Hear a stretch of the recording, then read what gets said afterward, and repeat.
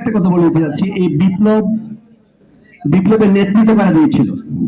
এই বিপ্লবের নেতৃত্ব দিয়েছে ছাত্র জনতা, কোন রাজনৈতিক দল না।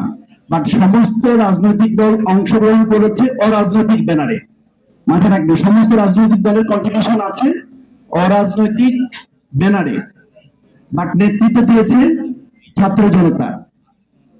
কারা এখানে শহীদ হয়েছে? এখানে শহীদ হয়েছে ছোট্ট শিশু রিয়া, ছোট্ট শিশু ফাহিম, রাতুল। সুতরাং এই বিপ্লবটা ছিল একটা ডিফারেন্ট বিপ্লব। আমরা যদি চিন্তা করেন যে এই বিপ্লবের নেতৃত্ব কোনো রাজনৈতিক দল না, বাট অংশগ্রহণ করেছে সব রাজনৈতিক দল। এই বিপ্লব কাদের বিরুদ্ধে হলো?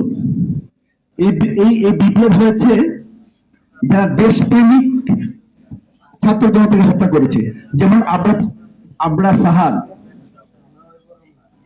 দেশপ্রেমিক ওসমান হাদি।